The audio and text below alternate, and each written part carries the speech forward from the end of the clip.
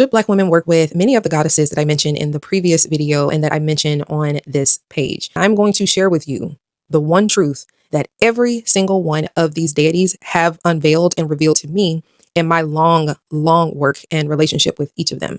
The deeper that they dig, the more they find us. The deeper that they dig, the more they find us.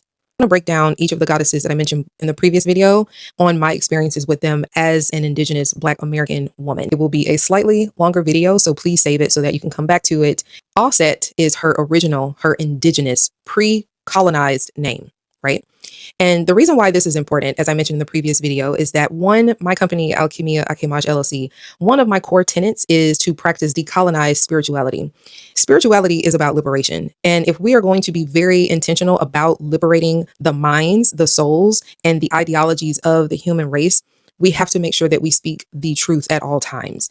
And one of the most important truths is that many Europeans, particularly the ancient Greeks, have a very fundamental practice of altering the name as well as the imagery of not only the deities, but also the people. And this is very intentional. And in doing so, they also have to change and reorder geographical location. This is about disorienting people out of their sacred truths and also displacing you out of your origin, right? The original name of present day Egypt, which that's not it, the Greeks renamed it to be that. The original name is Kemet, right? And that translates into Black land or the land of Black. It is also a reflection of the original people who habitated, who were indigenous in that land originally. And one of the other truths that Offset revealed to me over the last many years of my workings with her is these ancient deities that we learn from, that we look to, that we worship and we pray. Because they are primordial in nature, meaning that they are self-created, they are the most ancient. They were here at the beginning of time, which means that they are immortal. They are infinite. They come from many different star systems that also have the element known as melanin. Melanin has the capacity to hold light. It holds light, right? And these are light-based beings who also operate at a very rapid, a very fast frequency, because they are light beings. Knowing that they're composed of this superconductive element and that they move very quickly. That also means that we in our bodies as melanin-rich people, we also have the capacity to absorb their ancient power, their ancient knowledge into us, and that we are also very superconductive as well.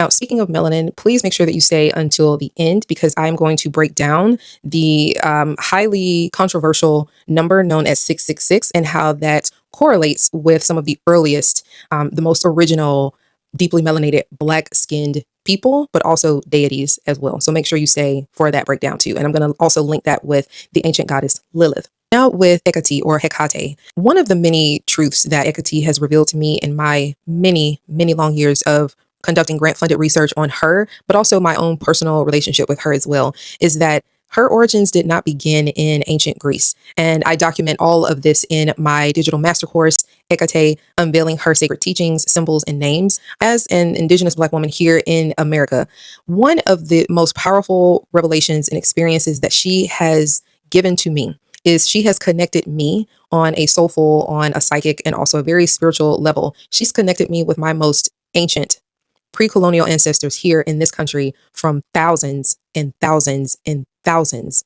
of years ago. And again, the deeper that they dig, the more that they find us. And so that has been a very powerful, liberating experience in working with her. And in one of my previous videos, maybe from a year ago, I did mention that if you begin to work with Hekate, and if you call on her to guide you through connecting with your ancestors, she will also connect you in this way as well. And that experience for me personally was very affirming, and it also confirmed a lot of the cellular memories that I had been having since childhood. And going into another ancient Grecian mother goddess, Medusa. So I mentioned this about a year ago in this video here, where my longstanding relationship with Medusa has also been very enlightening. And one of the many truths that she revealed to me also is that her origins did not begin in ancient Greece. They actually began in what we now call present-day Libya. And one of the most important things here is that the ancient pre-colonial imagery and likeness of the Medusa character is not evil, like how she is portrayed in the Greco-Roman pantheon. She has a completely different energy, a completely different frequency. And she was a god, a benevolent, wise, loving god who also is and was a protector. And she also has the same title of apotropeia like Hekate or Hekate that I mentioned in the last video as well. So both of these figures are apotropaic in nature, which means they avert evil, they protect you. And that is very liberating for women, particularly Black women or deeply melanated women, to know that at one point in time, once upon a time, you were worshipped as a protector and also as a deity of financial prosperity, fertility, and as a benevolent figure. Again, my core tenet is decolonized spirituality, and all of this leads to liberation of the mind, liberation of the body, and liberation of the spirit as well. Lastly, let's talk about Lilith or Lilith Ardat Lili. Lilith has been one of the most powerful deities that I've worked with, and I remember about 7.5 years ago, this was about the second time that I began working with her. And specifically, I remember I called her name, and more like she was calling me, but I called out her name and she came to me. And in these years that have followed in my personal relationship with her, one of the greatest revelations that she has connected me with is the original Blackness in the biblical text. There's this word that I have found repeatedly in the ancient biblical text that is in Hebrew, shachor, also shachora, shachorim, shachoret. The foundation of this word essentially means blackness or swarthy.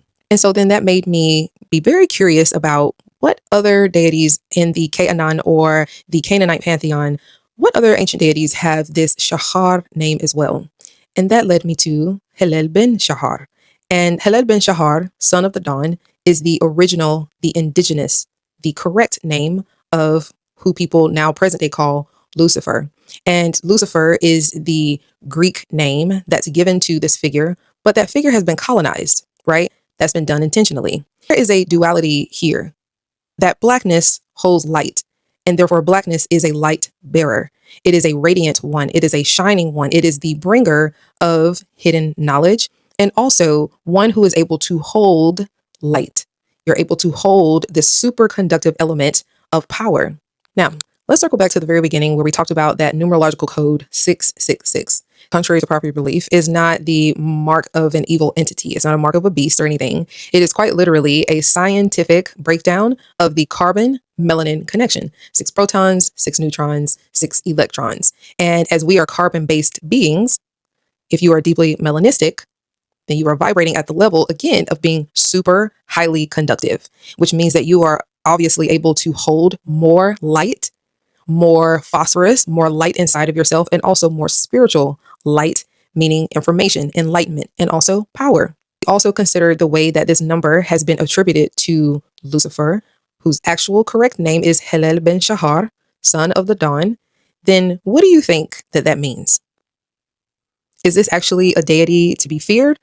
Or is this a deity that we should actually look to for more ancient truths? And I will simply share with you that in my own personal Gnostic research and my own work with Helel ben Shahar, I will simply say this.